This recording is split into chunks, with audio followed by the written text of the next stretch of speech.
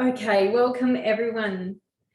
Tonight we're cooking farfalle with carbonara, an evolution tomato salad, and a demonstration of berry nice cream. Alrighty, so we will get our boiling water on the go because it does take a while to bring it to heat. So while you're waiting to get started, wash your hands and set that large pot of water to the boil. So we want it about 3/4 full of water, and then we can get into preparing our salad straight away. Okay, so this is a beautiful twist on the classic carbonara that we're used to. And when we think carbonara, we tend to think heavy and rich, but this is light, and it's got a great combination of spring peas in time for spring and smoky bacon tones in there too. So it's a lovely way to start spring and enjoy this lighter twist on the classic carbonara. With that side of the evolutionary tomato salad, it's going to give you a chance to build on that salad, perhaps maybe for some lunch options tomorrow.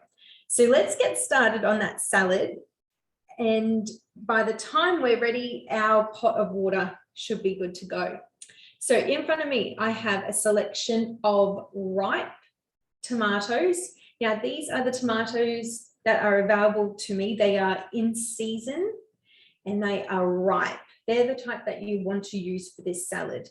You always want to make sure that you have washed your tomatoes before getting started. It may wash off some pesticides and insecticides used, and obviously contamination from being in the store. And what we want to make sure is that this will save you money by purchasing produce that is in season. So if your regular variety of this famous fruit here, blushing in front of me, may not be available to you, it's an opportunity to try a different variety or a different color, which will give you a different taste as well. If you pop your tomatoes into the refrigerator as they are unripened, they won't continue to ripe. You will freeze the process of ripening them. So do keep them out at room temperature until you're ready to use them. They are starting to be in season. So they bloom in season of spring into summer. So this is the best summer salad to go with it. What I'm going to do is I'm going to quarter my tomatoes using my knife skills that we've already previously learnt, and I'm going to pop it into a bowl in front of me. Okay, so if you could have a small bowl ready to mix up your salad in front of you. We are quartering our tomatoes. Depending on the size of them, if they're a little bit large, you could just get away with half. And we are using that roll and chop method. And I've got some amazing orange, brilliant orange and green and yellow, wonderful colors here. And you just want to think about a punnet worth. Okay, 250 grams worth of tomatoes going in there. But if you are feeding your family or you're wanting that leftover option for tomorrow, I always just double up and use up all the tomatoes that I have available to me. Okay, so I have various textures in there too. So I've got halves of the smaller tomato there. This is a vine ripened truss tomato. And then I'm quartering the cherry tomatoes. I have yellow cherries. I've got some cilantro tomatoes as well. Okay, how simple was that? Next is the olives. Now that's going to pack an incredible flavor kicker. So these tiny little things do pack a punch. It's a boom of saltiness, and we don't want too much with every bite of that salad. So we want to chop these up too. Now, if you've got pips in your olives, I've got the Kalamata variety today. If you have pips, just make sure, a handy little trick is to put your thumb on top of the olive and just squeeze out. It will push and move out that pip or stone. You would not want anyone finding that while eating your salad. And then go ahead and halve your olives. And if you're not exactly set on olives just yet, quarter them, just little bits through the salad will be enough. So I am halving them. I have a slightly marinated version today. So it is, with the extra flavors in there, I want to be careful with how much flavor. We have a dressing to go on this. So this salad is something that you probably have never experienced in your life if you haven't made it before, the evolution tomato salad. It comes with a beautiful red wine dressing, and the dressing is what is going to really zing up the salad. Okay, so I've got half tomato amount to the olive, but you adjust that ratio according to your taste preferences.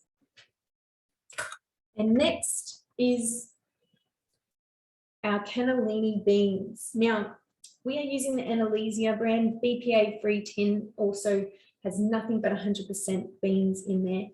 It is a quick option compared to soaking your beans overnight and then cooking them, thus losing time. So this is an inexpensive option. It's fast. All you need to ensure is that you do still rinse your beans before using them, just under cold running water, and then drain them and add them to your salad. I'm only going to be using half of a 400 ml tin, okay, according to my salad. I'm making the salad for two, that serves two.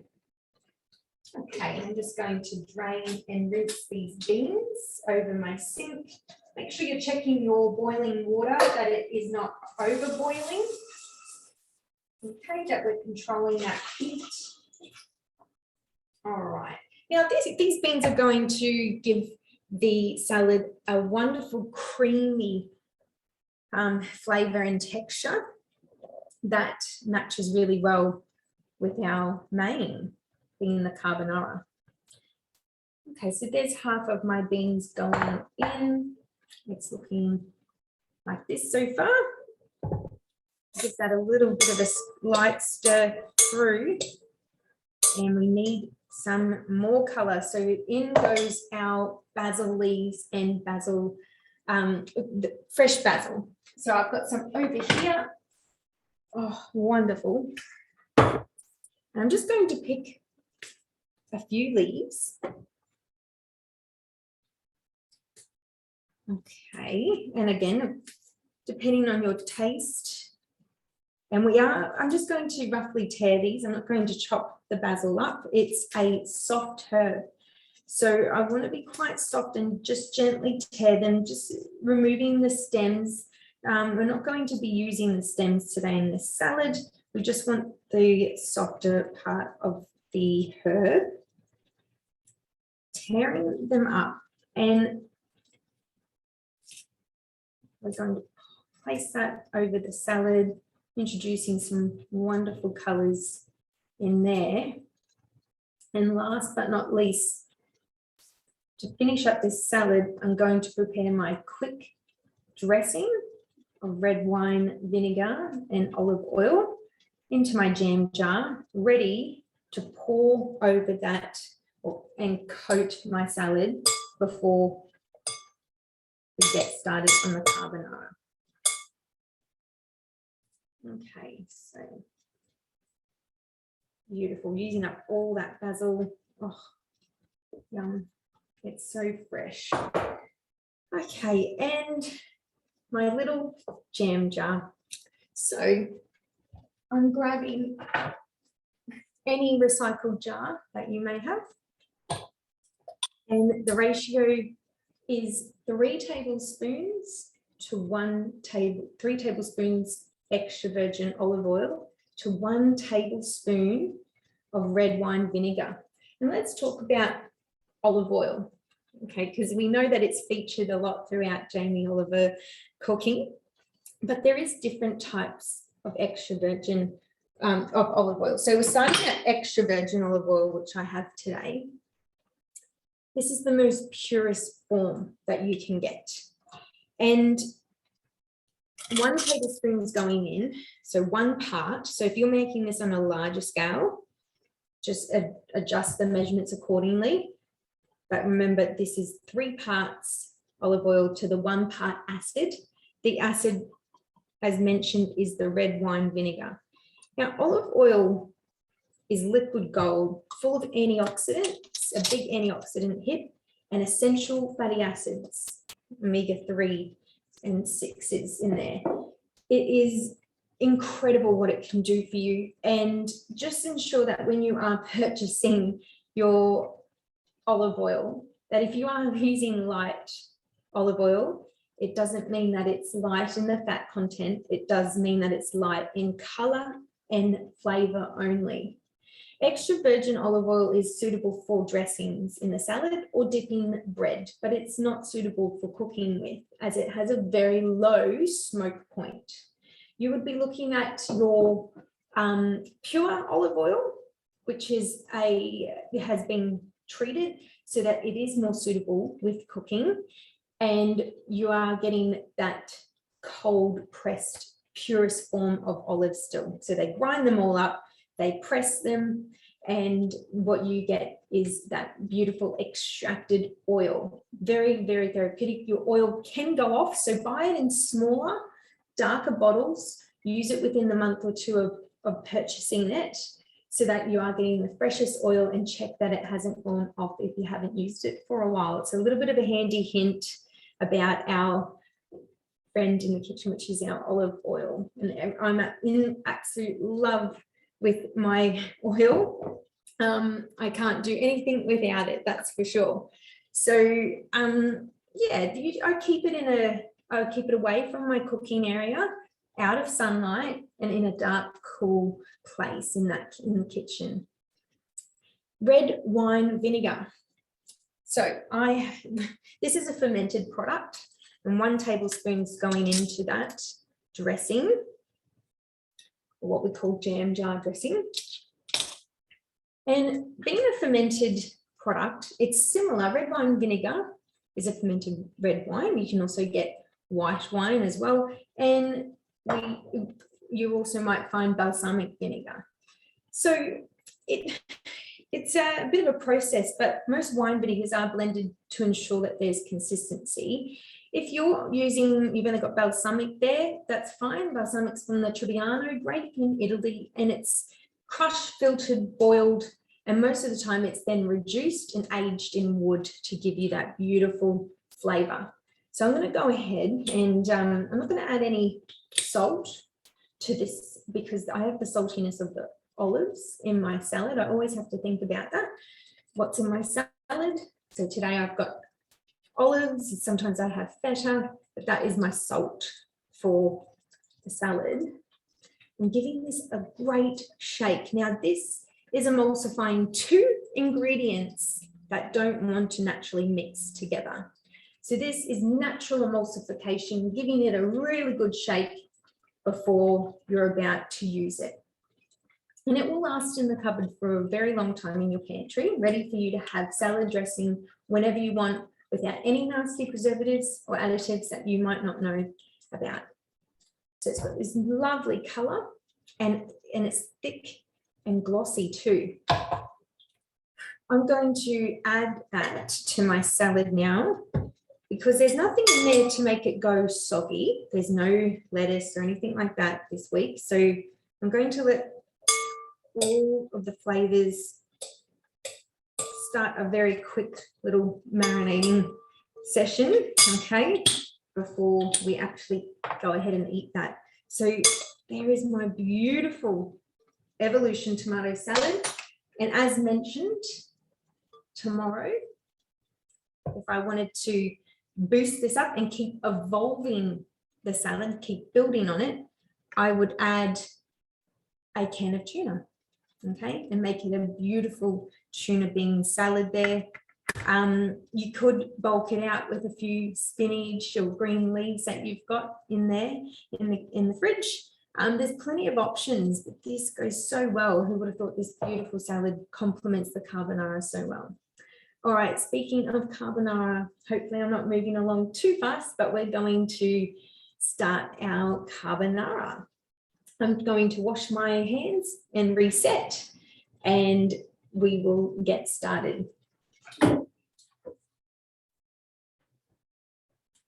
All right, so my pot of water is boiling. It's not aggressively boiling out of control. It is definitely at a good, I'll just show you the bubbles that we're looking for, and hopefully your pots at home are similar, ready to be salted. So let's just have a little look. So this is what you should be, now there'll be a bit of steam, but this is what your pot of water should be like. And if it does need rehydration, just add some water to it. We don't want the level to drop down. We still want it at 3/4 full. Okay, now we are going to chop our pancetta up. I actually want to go and use my pasta though. The pasta I'm using is going to take 9 minutes to cook. Okay, it is the farfalle. So before you ever start to look at your pasta and what you're working with, you want to really well season the water itself. This is how we're actually going to penetrate the saltiness or flavor through to the pasta. It's at this stage that it's porous, and we'll suck that up during the cooking process. Pasta cannot take on any salt or seasoning after it has been cooked. Okay, so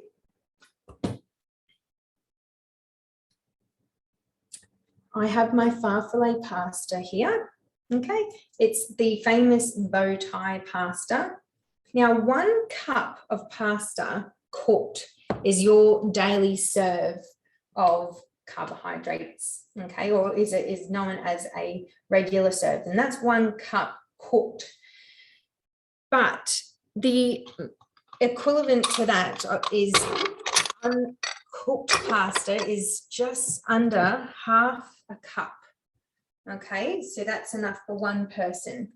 So make sure if you are measuring and you're sticking to your measurements today, that you are only putting in half a cup of pasta into boiling water. Now, I have lost a little bit of the boil, so I am just waiting for that to be brought back up to heat. It's not worth it. I want to make sure that it's boiling. Now, when I took the lid off, it does slow it down, and it's a big pot I'm working with. So I am going to just wait a little bit. While I'm waiting though, I'd like to introduce you to our first ingredient for the carbonara, which is the bacon. Okay, now I'm using pancetta, a block of pancetta.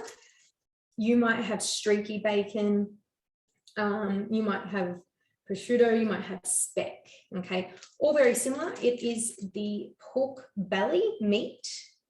And if you have prosciutto, it's usually been cured, whereas the pancetta is not cured. And that's what I'm using today. I'm going to cut up the pancetta into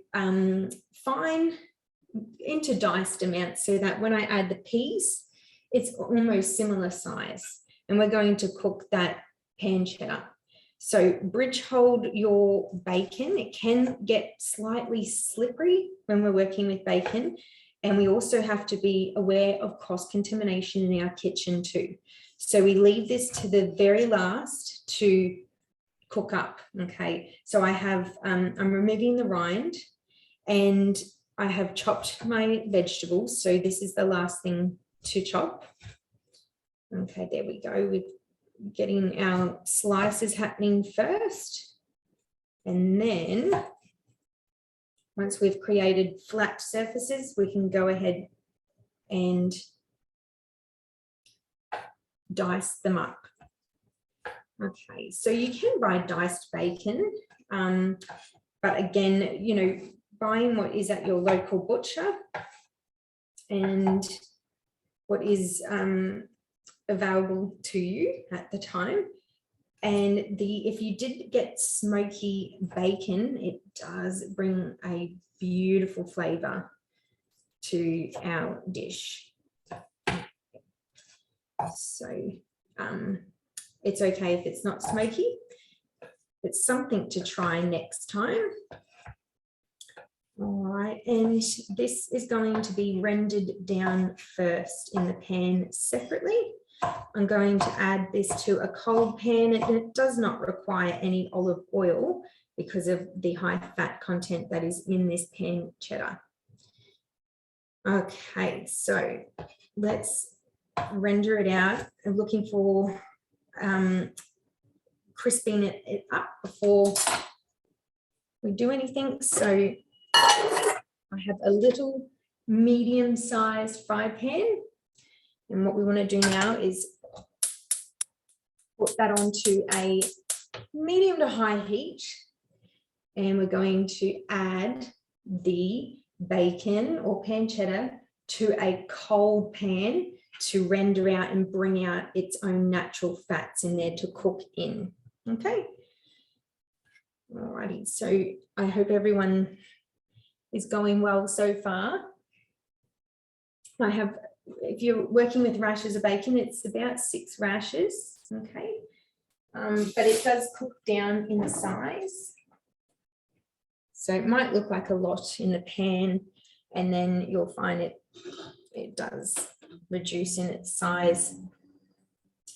In the meantime, I am looking at my other pot, and the bubbles are starting to come back. So I am standing by ready to add my pasta. Now, what is the best way to cook pasta? It's always, we recommend to the manufacturer's instructions, which are found on the packet. And depending on your shapes and sizes, that might vary between your pasta. And obviously fresh pasta does cook a lot quicker than the dried pasta. So the farfalle is a bow tie shape. It's got beautiful corrugations and curves in there that it's going to catch and coat and hold our lovely sauce that we are making from scratch today. Okay, so it's the best. We always want to consider the shape and size to the sauce or the meat or anything that we are planning to serve our pasta with.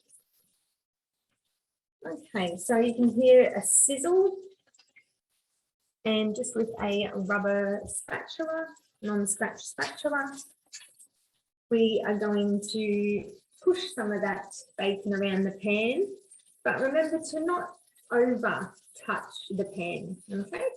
We want it to seal in and do its thing. We don't have to be too overbearing with that pan, and just using our eyes to check on it and ears too. If it's starting to spit and pop, please turn down and regulate the temperature of your pan. Okay, and it's a good time to clean that board. It has had pan cheddar or bacon on it, so we want to avoid cross contamination. Right, I'm going to give you a hand view. This is the action that I've got in the pan so far. Now I am cooking my pasta for leftovers, so I will be adding about 2 cups of pasta to the water, seasoned water. Okay. Keeping my serving sizes in mind.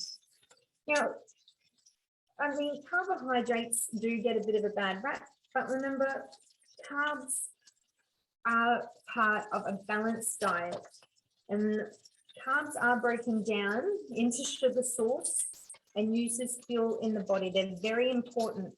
And there is also whole wheat or whole grain pasta, unrefined pasta available, where the bran and the germ is left intact, which is meaning lower GI for you, lower absorption of that energy source.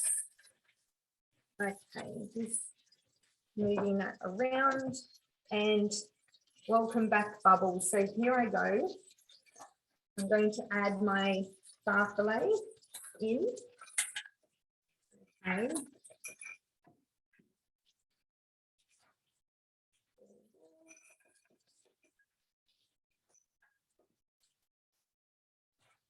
And there we go. So that's 2 cups. There we go, 2 cups, or about 200 grams or 500 grams, depending on how many you are serving today. And I want to loosen, give that a stir and loosen any of the pasta that may have settled to the bottom. Let's swap this around because all the fats that are rendering out of that speck, or I should say pan cheddar. All right, and then there's no need to return the lid to this. All we need to do now is set a timer. Okay. Alrighty, so I'm just checking my time. It has 6:58, so I'll be putting my timer on for the 9 minutes, and we are cooking till al dente. So with, you know, it is visual again, and it's by texture. So by setting your timer just a little bit, a minute or 2 earlier, you'll be able to get one of the pasta shapes out and check that it is cooked to al dente. So I'll swap the view. Al dente means to the tooth. It translates to the tooth in Italian. And what that simply means is that it's soft enough to eat, but it still has a bit of a bite and is holding its shape and firmness. So just, again, always check the packet instructions best to do that, but it's also one sacrificial pasta shape, and just breaking it open and checking that it is done to your liking, because there will be, it will soften up with time. So there we go, and no need to add any olive oil to that water or anything like that, just letting it do its thing. Pasta is the most quick and easy meal that you can do, but you also want to get it right as well. All right, so let's work on our sauce while we are waiting for the cooking to happen. So medium-sized bowl. Okay, and my bacon is still cooking away there. I'm keeping an eye on it and listening out, and so is my farfalle. Okay, so this is a sauce made from scratch, and you can control what goes in there, unlike sauces that you might find on the shelf, which have chemical additives and preservatives in there. You might not know every ingredient that goes in. This is super fresh, it's creamy, it's a good fit of your dairy and calcium. And the key ingredient is creme fraiche. So creme fraiche is a French style cream. It is a soured product. And if you don't have creme fraiche, that's okay. You could be looking at using cream with a little bit of lemon in it, or you could be looking at using yogurt as well. Okay, so it's a beautiful sourness, and the amount that you would like to have, it again depends on, it's up to you, but I'm just going to check my bacon. It's looking pretty good, so I'm going to switch it off. Okay, so just make sure you're checking your bacon too. We're looking for caramelization, and now that I've turned mine off, I can concentrate on my sauce, but I do understand that your baking will be at various cooking times. You can drain your bacon on paper towel as well, or kitchen towel. So I'll let it bring itself down in heat in the pan, and then I will further drain it off. Ways that we can further reduce the fat. Okay, so we want 50 ml of creme fraiche. A good tablespoon is going in, and it's quite a firm product. Okay, so it sticks to the spoon. All right, and we want to keep that refrigerated, so you make sure it's straight out of the fridge before using it and back in there if you're not using all of it. So 50 ml is going in.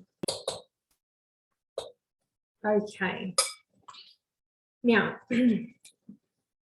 we are used to probably seeing, ladles of cream being poured in. This is where it's completely different, and I'm going to introduce you to tempering. We're going to temper the egg, okay, to make this sauce. So set that creme fraiche aside and grab your egg, okay. Now we need to do our egg check, our egg fresh check every time we use one. So go ahead and crack that into your ramekin and just give it a good check to see that it is clear, no smell. Mine's looking very good. And I'm going to add that in to my creme fraiche. Okay. And I'm going to also give it a good crack of pepper. Pepper goes so well with carbonara. And then I have some Parmesan cheese too, just sitting here on some wax paper. So this Parmesan cheese is going to melt down in this sauce. And it's a beautiful saltiness, hence why I don't need to add any saltiness. And I've also got the saltiness of the bacon and the heat. So what we're going to rely on is the heat of the pasta, the heat of the bacon, to temper and cook this egg, but control it so that it's not turning into scrambled eggs. So in goes, I'm using a microplane, and in goes my Parmesan cheese. Okay, so just finely grating that in. You want to use the most finest of your grating settings that you can. Okay. So we're looking at a good handful there.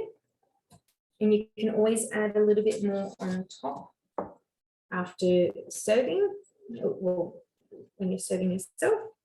And we're going to whisk that together with a fork. If you have a whisk as well at home, you could be using a whisk too.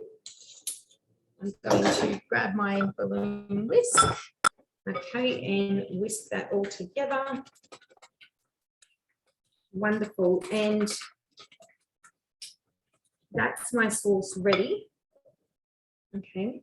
I'll set that to the side.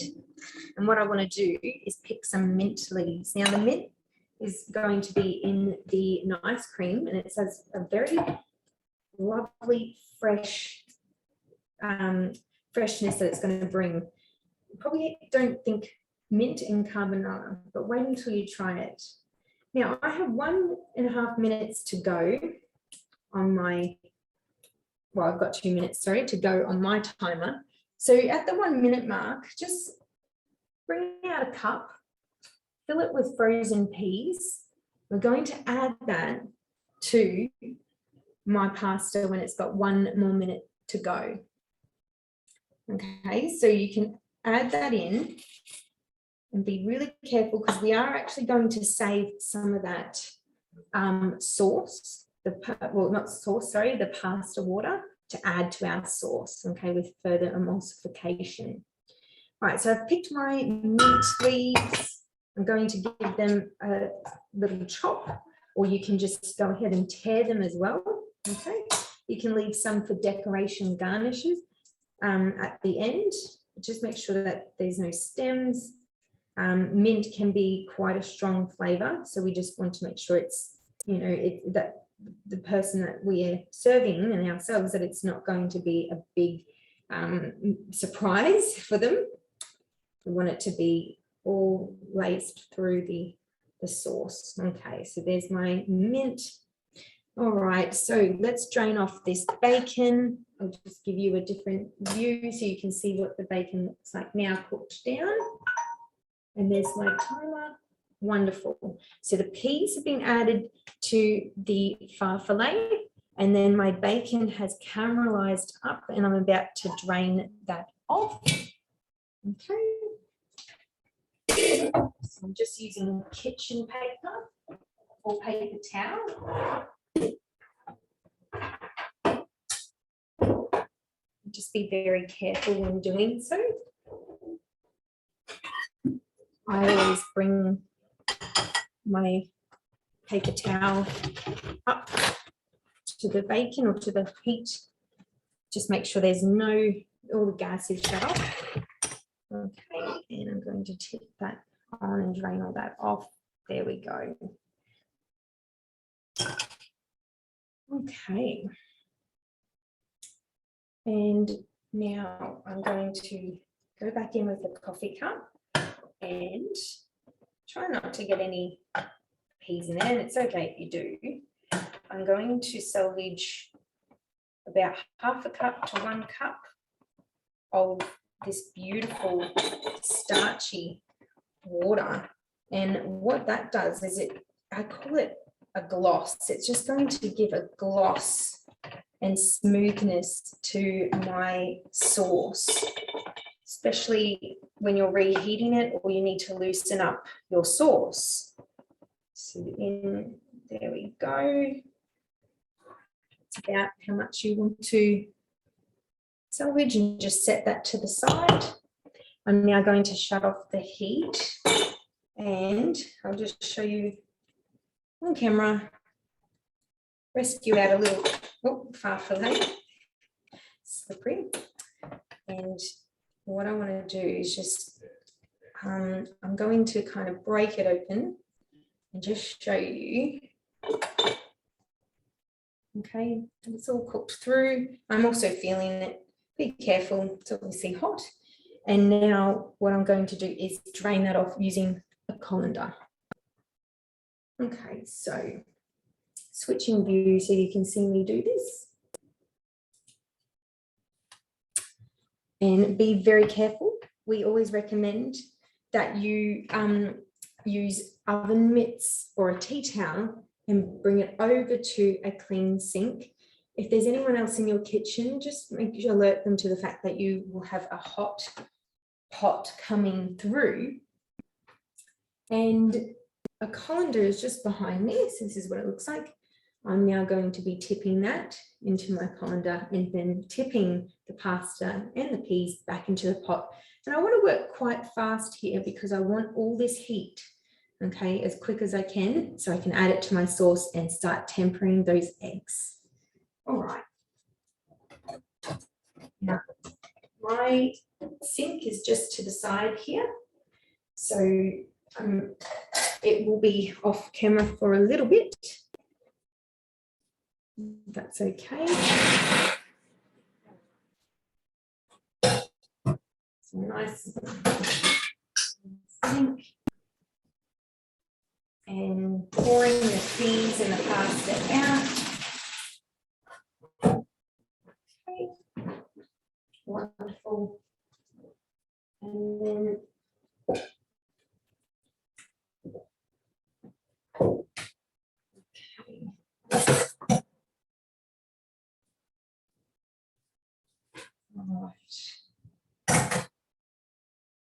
there it is. Okay, I hope everyone else went okay with their drained off pasta and peas in there.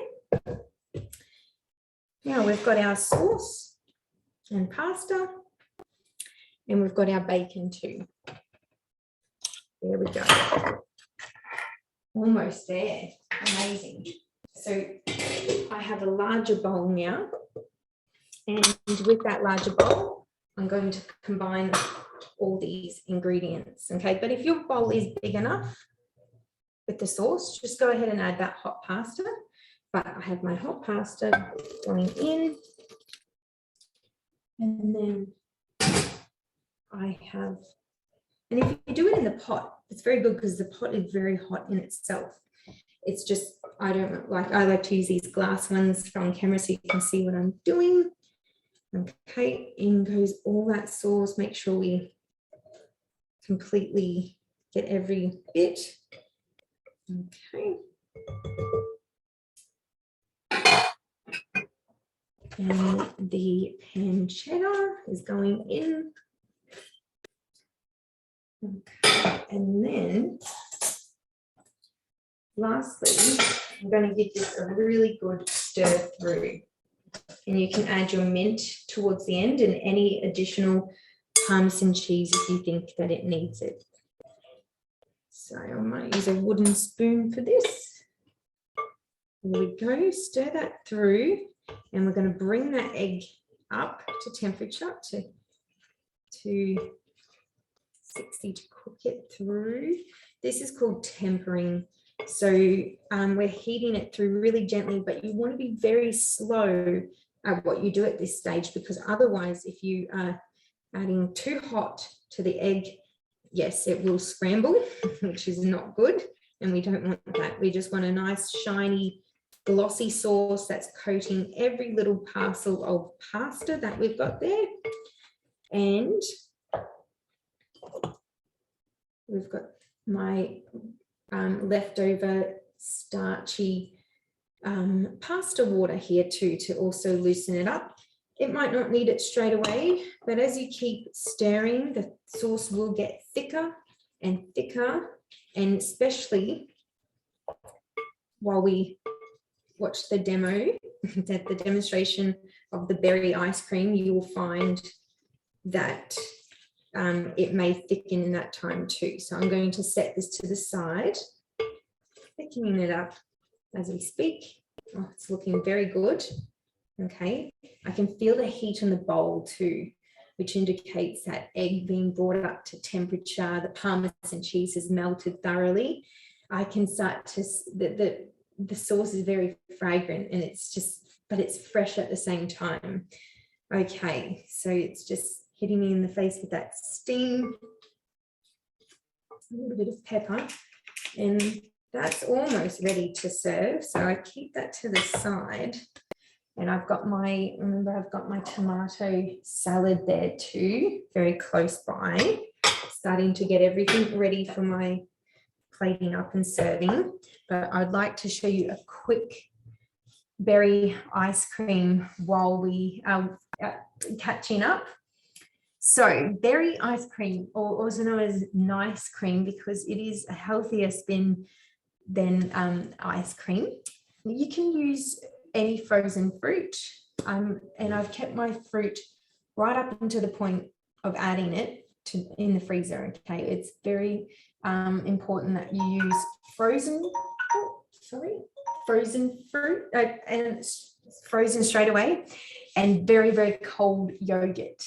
Okay, so you'll need a food processor, and I have this one here today, just a nice small one. I am making you can double this recipe if you'd like to, but I'm just making a small serve of the ice cream, and you can eat it immediately, but if you'd like it to go even set firmer and harder, you can pop it back into the freezer as well. So what you'll need is a cup of yogurt. Okay, I'm using Greek yogurt here, and this is amazing, full of probiotics for the day, calcium as well. And that straight in, I've got my blade inside set and ready to go. Okay, and it is quite firm and very cold yogurt. So in goes that. You can make this on a larger scale. You can be using 500 grams of yogurt to 500 grams of berries, but just as long as it's even amount. Okay, not too overcomplicated for these demos. So half of my container is full of the yogurt. I'm also going to pinch some more of the mint leaves as well. So in goes the mint, and this is so fresh, beautiful for spring right now. And then we'll add the cup of frozen berries.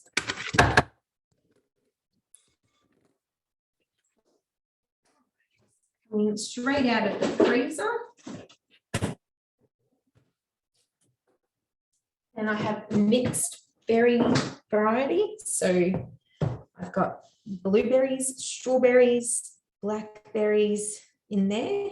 It's a wonderful mix. And, you know, it's about half, so the exact same. So the brands of yogurt that you use, if you're weighing it out, make sure it's the same in the berries. If not, half and half will do. And, you know, it's depending on how thick you want your ice cream or how thin you want it as well. Popping that lid on, it might be a little bit loud just for a few moments, but then we'll have beautiful, nice. I'll just mute myself too.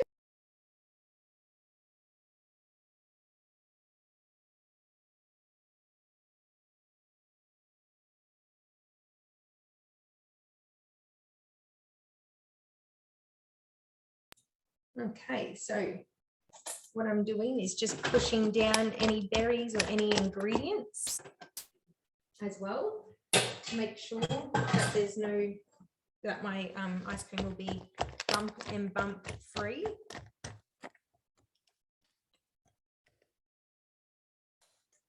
Okay, round two.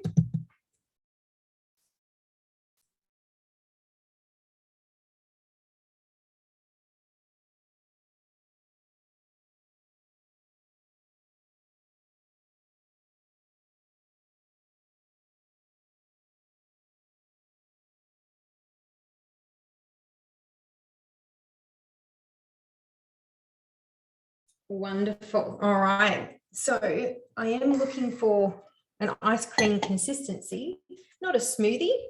It's nice and thick and it's beautiful. So this can be whipped up in no time. Okay. And you can have, you know, ice cream doesn't have, dessert doesn't have to be a guilty, you know, decision. Now, I'm going to serve this. If you can just see how thick it is, just like replicating just like ice cream. You can pop a little bit of honey in there. I always find that this is definitely sweet enough for me. And any leftover, you can pop back into the freezer and have at another time. So you can decorate that with some sprigs, a mint sprig. There we go. A little bit on, and some fresh berries as well scattered along there. And I will bring this into a close-up view. I have a banana one that I made just to show you that this has been chilling for about 2 hours ahead of time. Okay, and it will literally serve up just like ice cream. Look at that. Beautiful. You could put it into a waffle cone as well. Okay, nice cream, the healthier version. So let me plate this up. I'm going to use a lovely long plate this evening, almost like a boat style plate. There we go. And I'm actually going to, how's the sauce going? Mine needs a little bit of thinning out. So I am going to pop this underneath. Okay, then we've got my beautiful. And I'm just giving my carbonara a final stir and grabbing a serving spoon. So this one's, here we go. Okay, so remember, you could be using your cup to serve this out, but we want a cup. We want to keep our serving sizes, okay, in our head, and depending on who we're serving this to, I'll be putting this on the table and everyone can actually serve themselves from here. Okay, but look at that creaminess, and it's light in flavor, but it's beautiful and creamy. And you know, hopefully you've had a little taste yourself. If you haven't, you know, resisted the urge to do so.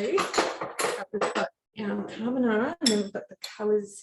Just give that a final stir as well. We've got our beautiful evolution salad here.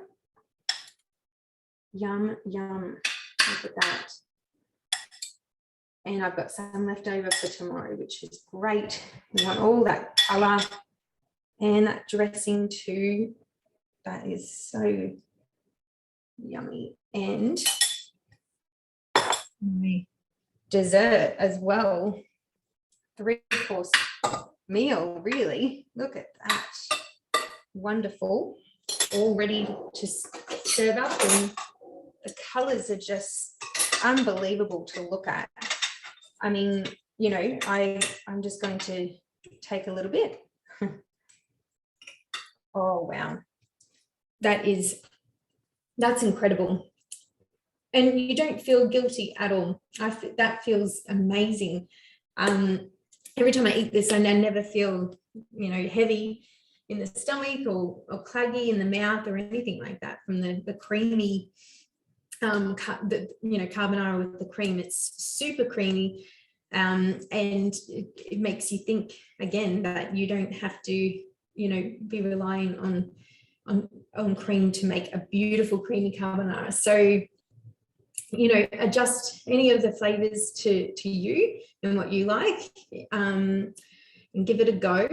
I hope I've changed your mind with and convinced you that you can still enjoy your creamy carbonara, just a healthier twist, right in time for spring. And if there is any questions, you can pop them in. I love seeing, I can see that Nathan's already in. That's good and enjoying it. I can't wait to dig in.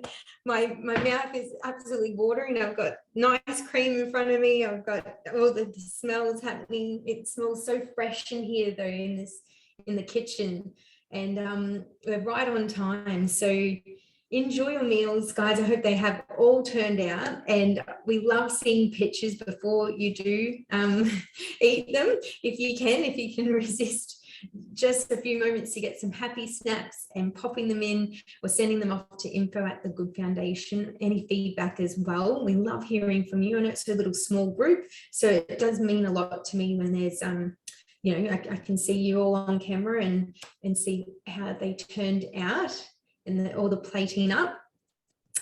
And yeah, some nice new flavors in there and new ingredients that we have introduced you to. So that's Jamie Oliver's. So I'm going to sign off now, but that is Jamie Oliver's beautiful Farfalle carbonara, evolution tomato salad, and some ice cream for dessert. A beautiful 3-course meal. I'll see you next week for chicken fajitas and guacamole. We're taking a trip to Mexico. We'll see you then. Thank you so much. Bye. Okay, Bye-bye. Thank you, everyone. thank you.